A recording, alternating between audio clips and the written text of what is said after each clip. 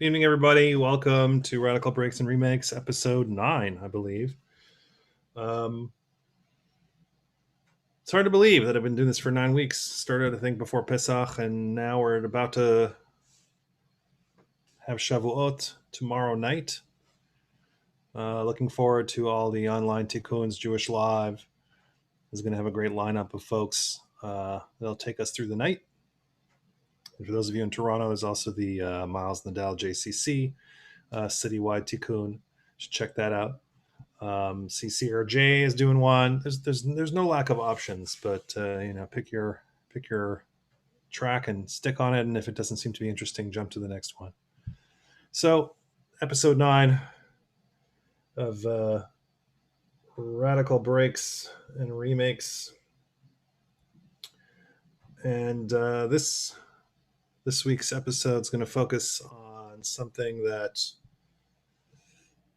people on Twitter don't want to have happen to them, which is getting ratioed. It has a different meaning here, of course, than it does on Twitter, but you'll see what I mean shortly. But to sort of catch things up, I'm going to turn my video off because I always get frozen in these weird positions, and it stays like this for like however long I'm talking. So I'm going to turn my video off.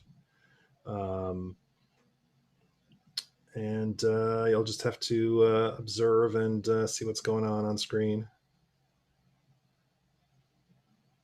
Here we go. I'm going to stop my video.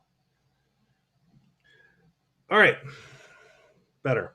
So this week we're going to talk about getting ratioed, but as a recap of what we talked about in the previous sessions, last week I had this hot take, and then folks didn't come after me in the mention, so I'm going to assume from that they like the idea. I also have some hot takes this week. We'll see how those go over. We should strive as much as possible in the schools that will be hopefully set up after the pandemic by a new fund that will essentially nationalize Jewish education, Jewish learning, by locality, municipality, by region.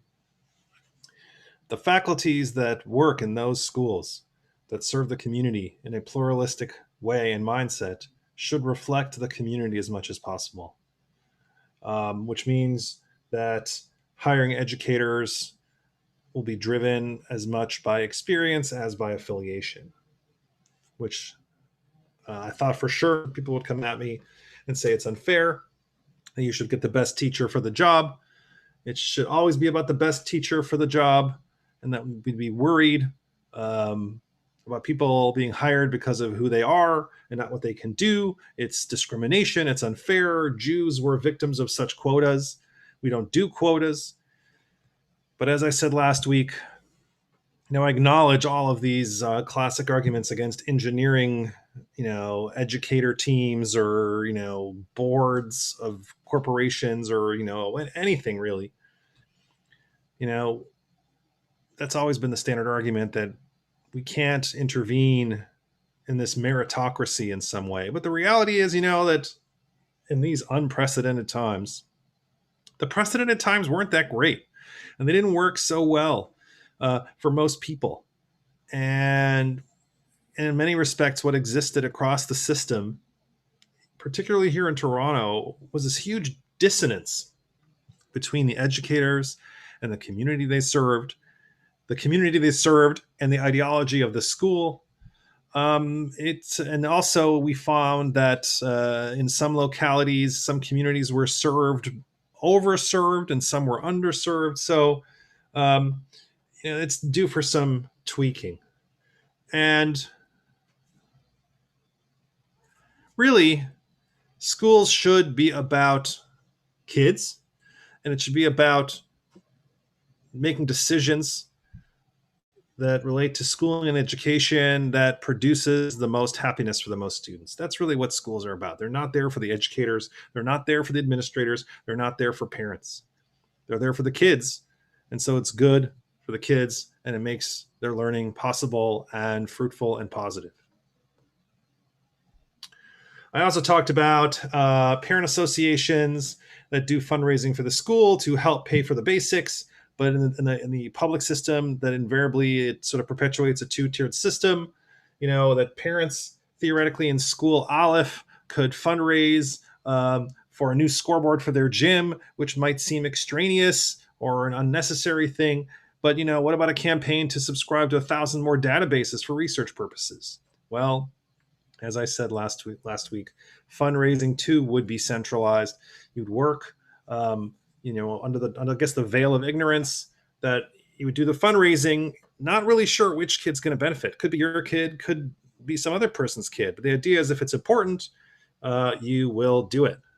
And as I said, this would probably evoke another kind of antibody reaction that someone would say, well, it's my right. It's to give charity to who I feel like I should give charity to. You don't tell me, who I should fundraise for and donate to. But the reality is, as this quote here, and I don't really know who it's attributed to. There's a variety of people who claim ownership for this quote, that when you're accustomed to privilege, equality feels like oppression. That when you have all the toys and someone says, now you should share, it feels like it's unfair. It feels like, hey, it's not fair. These are my toys. Why should I share them? Well, because sharing is caring. That was last week. Now, moving on to this week, I looked at the situation in Israel. Israel's so far, I guess you could say, back at work, back at school. Israeli policy from the Ministry of Education, Ministry of Health, let grades 1 through 3 and grades 11 and 12 return on May 3rd. That's a while ago. The Haredi Orthodox school system, which educates about a quarter of the kids in elementary schools, Jewish elementary schools in Israel, they started also with grades 7 through 10. Daycare centers reopened, preschools reopened, kindergartens reopened. And, with the infection levels kind of leveling off, the remaining grades were also returned. However, there are some changes that are visible. You can see in this image here that everyone's wearing masks, but the temperatures in Israel skyrocketed, I guess you could say, into the high 30s, low 40s, and masks were dispensed with rather quickly. However, class sizes were capped. to about half the size before the pandemic, 15 kids in a class. And some schools, most of the schools run for about 5 hours a day as opposed to 6 or more. Late Tuesday night, that is late last night, there was another announcement from the government that more restrictions were going to be lifted. Netanyahu, the prime minister, was quoted as saying, quote, "We received a lot of joyful news today. Drink a cup of coffee and a beer too. Go out and make a living." And so even though in the 24 hours between the 25th and 26th of this month, something like 32 new people were diagnosed with the virus, which is the highest number in a week, Israel's kind of back in business. So, for example, in extracurricular activities or youth groups, which we have many of those here in Toronto and across North America, the Israeli government, the rules are if the activity takes place indoors, there should be 7 square meters per person within the facility or 50 people who can maintain distance of 2 meters from one another. You have to maintain consistent capsules or bubbles of children, and you should follow, the high standards for cleanliness and hygiene. But they are nonetheless, as much as there's a lot of optimism and a lot of relief and a lot of excitement about returning to quote unquote normal, they are bracing for a second wave, and we'll see how that's going. We'll keep an eye on that. Also, an interesting development, and you're starting to see this kind of percolate, in different corners of the interwebs. Organizations like 350.org, the Sunrise Movement, and other climate action groups are endorsing what they call hashtag just recovery, which emphasizes that we can't return to the status quo ante. We can't return to the precedented times that were before the unprecedented times we're in right now. And you just simply can't go back to the way things were. They have a 6-fold agenda, although depending on which website you read, it may be 5-fold agenda. But you can see here on the illustration in front of you, the idea is you should put people's health and well-being first, no exceptions. Number 2, strengthen social safety nets and provide economic relief directly to people, not corporations. Number 3, help our workers and communities, not corporate executives. Number 4, create resilience for future crises. Number 5, build solidarity and community across borders. Do not empower authoritarians. And the last one, which exists, I guess, in the original manifesto, uphold Indigenous rights and work in partnership with Indigenous peoples. So the idea here is, again, that we need to take this opportunity that when we sort of recover from Corona and from all the stoppages and the civilizational pause, that we should not go back to normal. We just shouldn't. That's just as an agenda item.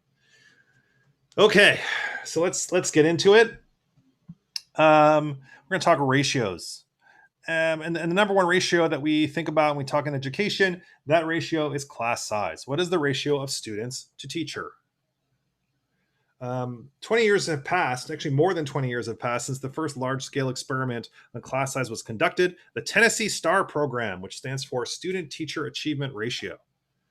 Did this massive study, and they're still actually tinkering with the numbers. They're digging into the data that they got out of the study, but there's been several follow-up studies to the STAR program and similar class size reduction programs over the last 20 years, and all of them confirm pretty much almost to the without exception that there are substantial academic gains from kindergarten to grade 3 students in smaller classes compared to students in larger classes. And the STAR sample sorted kids into classes, and you can see that there on the screen. There were sort of 2 groups. There was group A, which is in the class of 13 to 17 kids. And then group B is the class of 22 to 25. And what they found is that students in the former group, meaning the smaller group, the 13 to 17 group, they were about 1 month ahead in the curriculum of students in the latter group. And as the kids advanced through the grades from kindergarten to grade 1 to grade 2, etc., this gap widened to up to 2 months of advance, like the smaller group was ahead of the bigger group. Now, I'm sure you're saying, well, it's not a race. What difference does it make how fast you go? But I guess in terms of the traditional school models, if achieving the curriculum is the goal and you achieve it quicker, that means you can theoretically accomplish more if that's how you're measuring things, which I guess, if that's your mindset, then that's a good thing. The thing is that researchers, as I said, continue to crunch the numbers. They've done longitudinal studies of the kids who started out in kindergarten, grade 1, grade 2 to see where they are, 10 years later, 15 years later. And they found that the high school transcripts of former STAR students, the ones that were in smaller classes for at least 3 years, particularly the ones that were in low income backgrounds, they were more likely to graduate high school than their counterparts who were in larger classes. Now, academia, as academia is, as academia does, people try to sort of debunk these studies, debunk these results, and pretty much this study is replicable, across North America. And I'm not going to say it's bulletproof, because no academic study is bulletproof, especially when you're studying people. But no one's been able to debunk the kind of underlying assertion behind the study that smaller classes are better. The biggest challenge has been financial. Critics will tell you that small classes cost more money, right? And what I guess now we have a chance to think and sort of ask the question, well, okay, yes, the front end cost of maintaining smaller classes is higher than if you had bigger classes. But the question is, how much is it going to cost our society for not doing this? So the district saves money in the short term, but society pays in the long term, because what you find in the larger group is higher dropout rates and a reduced earning potential for those kids who eventually become adults, which means you get less taxes out of them. So again, if you're thinking about it from a purely financial perspective, you're sitting in a government office somewhere, you're a government bureaucrat, and you're saying, well, let's create a spreadsheet and cost this out. You can save money now, but you're going to pay for it later. So what does this have to do with our hypothetical new foundation funded school built on the pluralist model with a pluralistic staff? Well, if we take the smallest size of both samples, because again, we're I'm not going to say let's shoot the moon here and go with a class size of 13. Let's be pragmatic-ish and take the smallest small class size of 13 and the smallest of the big size, which was 22, and add them together and average it. We get to about 18, actually 17 and a half. But when it comes to people, we round up. We can't have half a person. 18 students per teacher. And more importantly, for the purposes of our thought experiment with our new foundation fund, Keren HaYesod HaChadasha, schools would be funded by the Keren based on this ratio.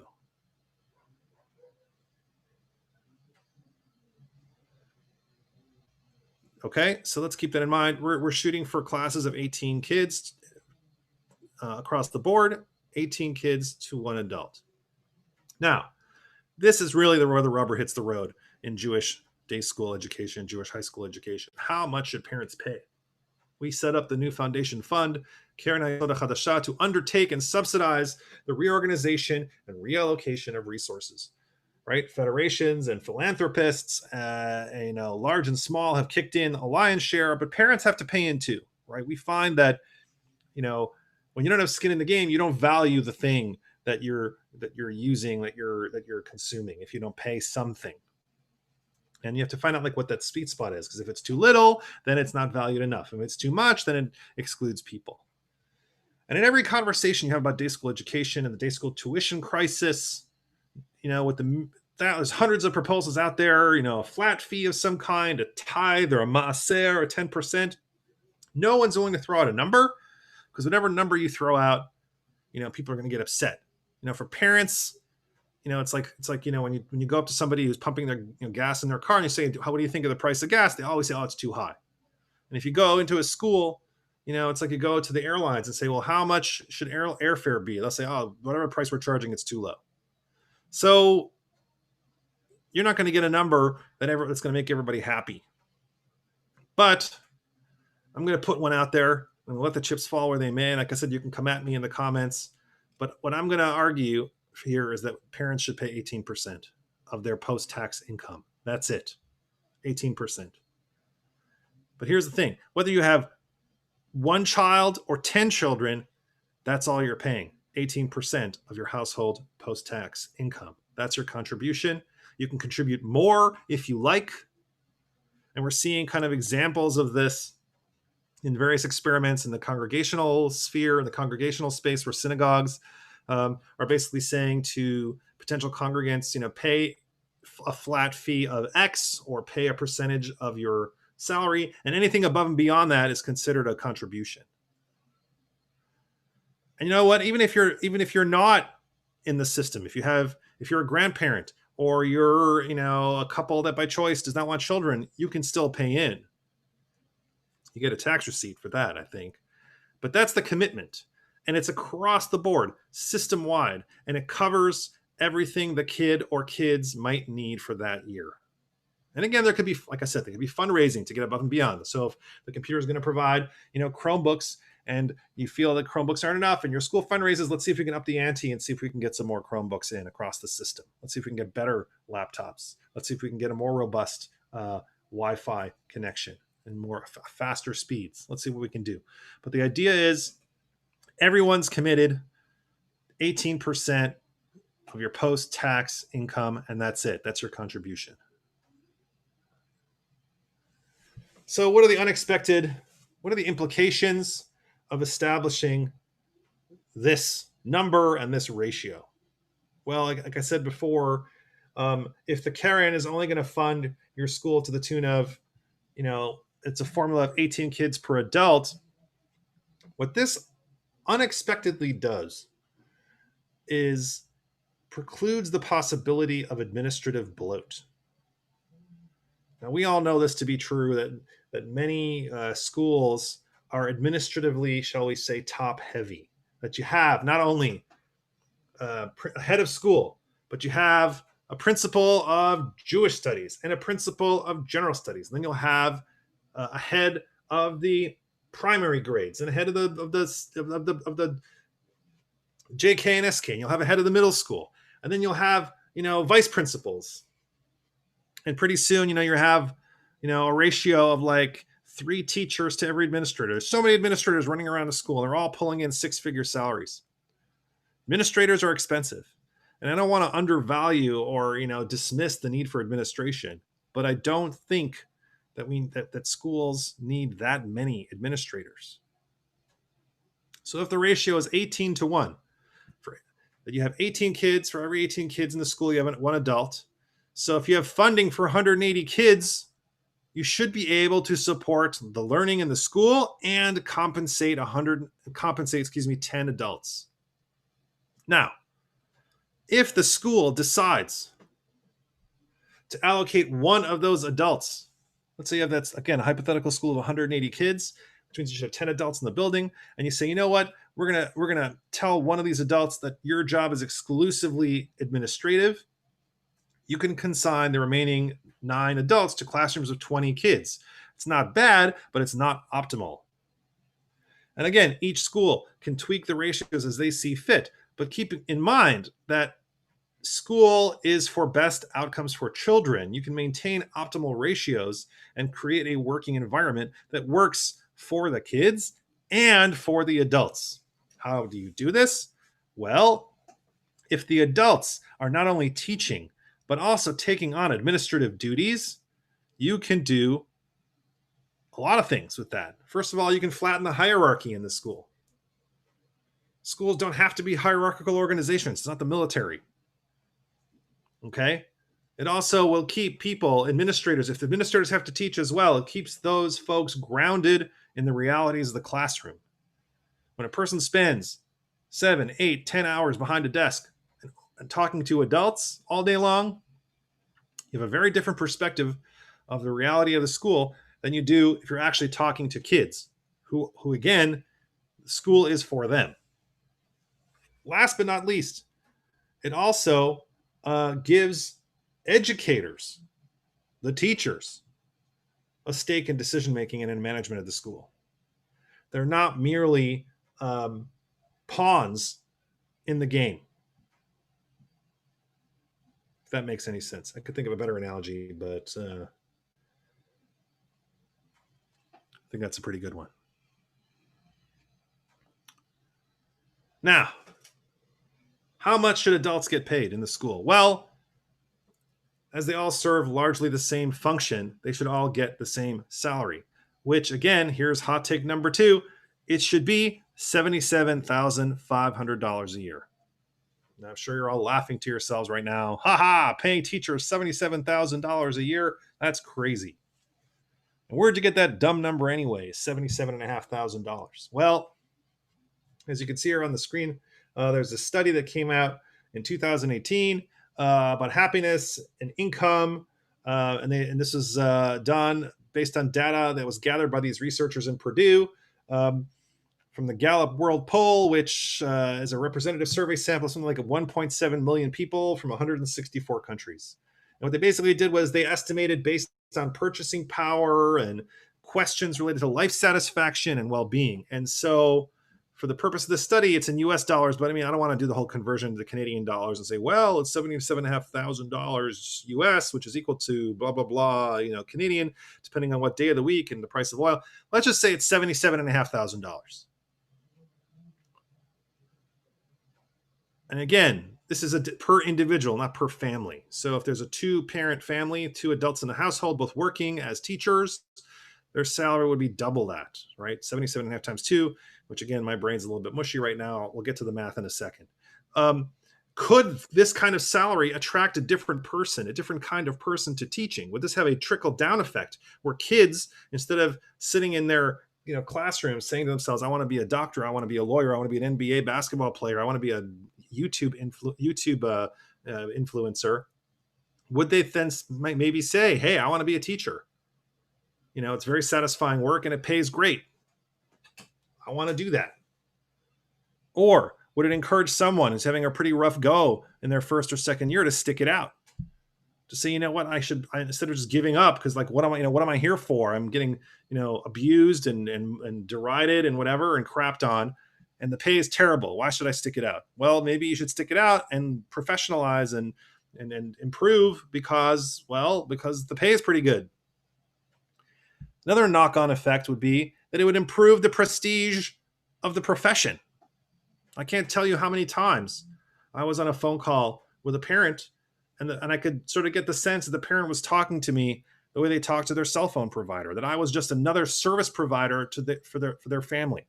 So-and-so, details my minivan, and so details the education for my kid.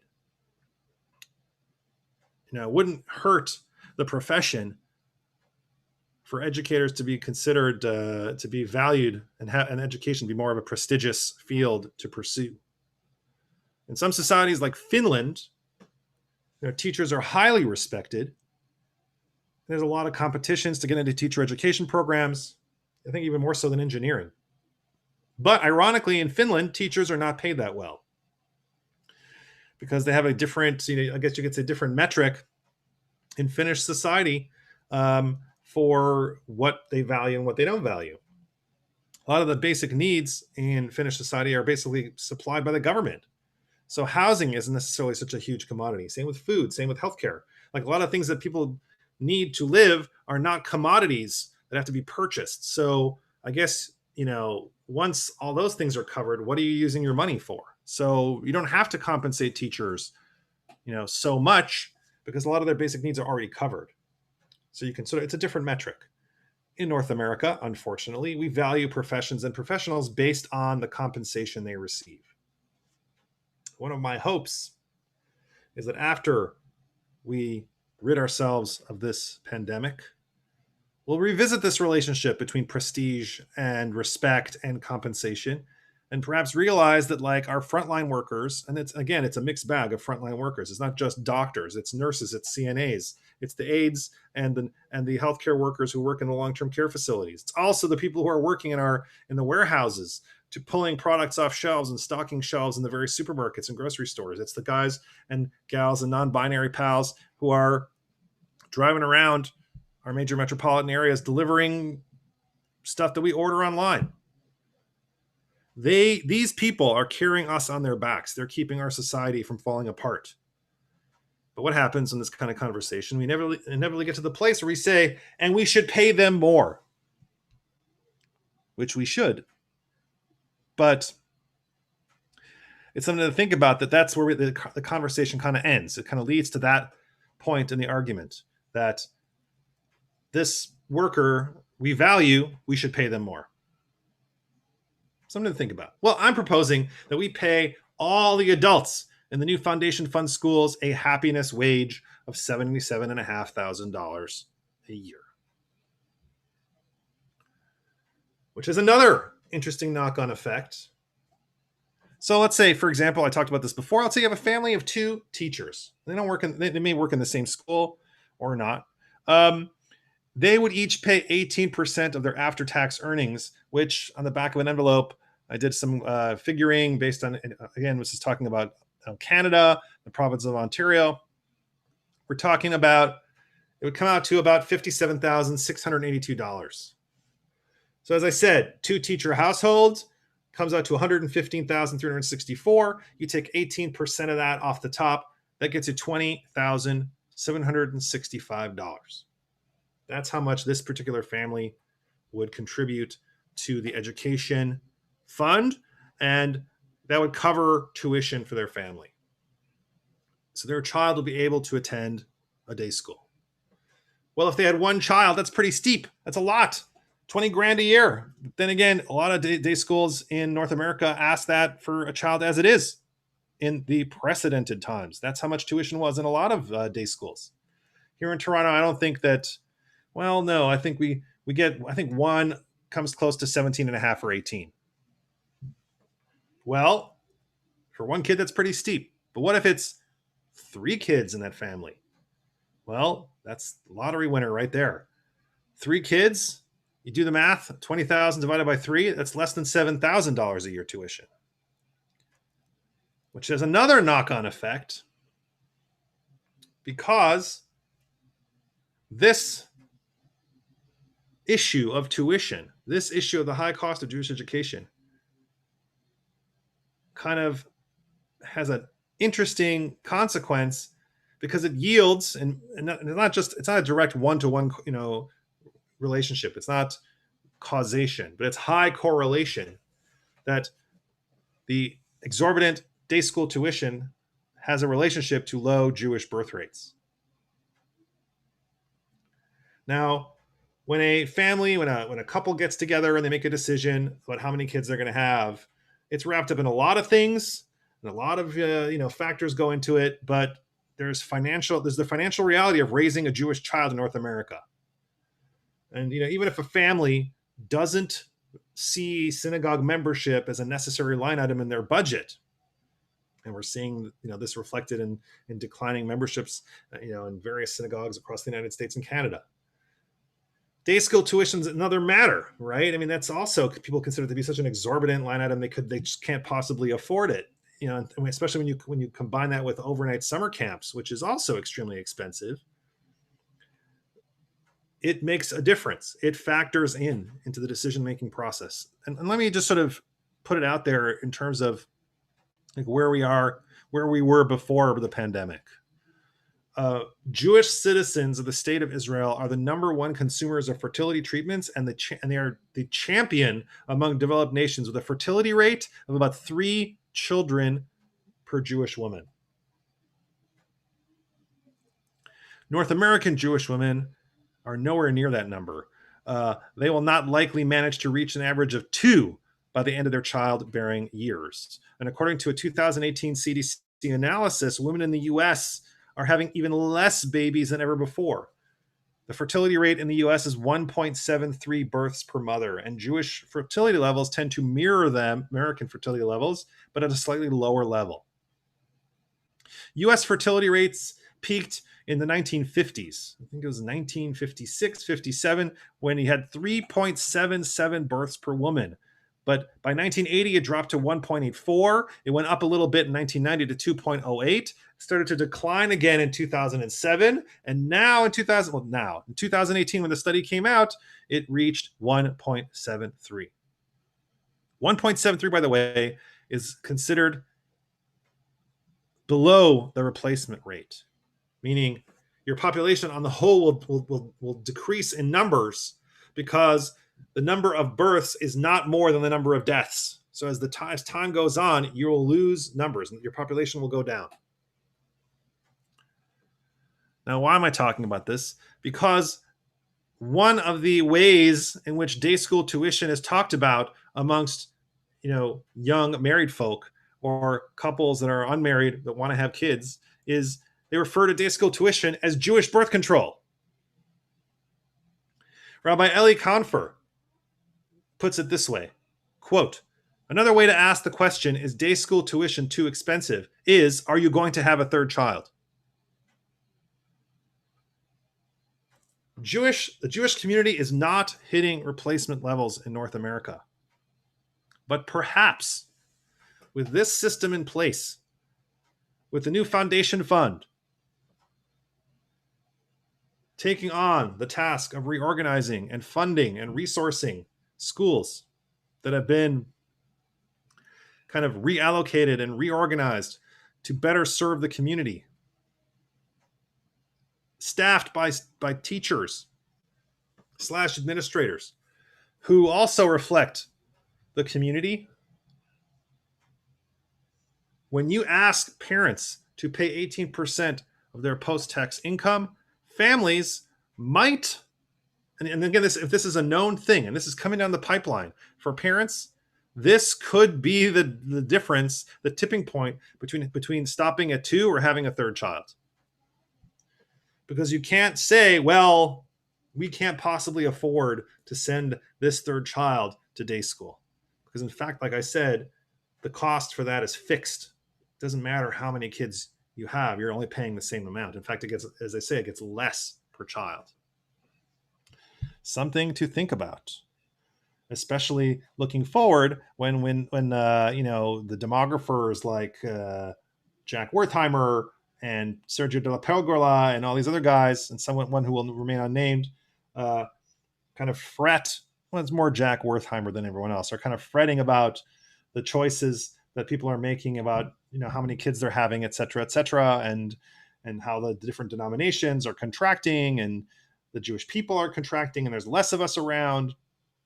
Again, that really all depends on how you count. And in fact, I think the numbers are holding just fine. If you look at it one way, it's declining. If you look at it a different way, again, we can argue about the data. But for many couples, many families, day school tuition does inhibit or does limit the kind of choices they make about the number of kids they're going to have in their family. So I'm going to sort of wrap things up here by saying that Radical Breaks and Remakes is going to be taking a brief hiatus from our weekly episodes.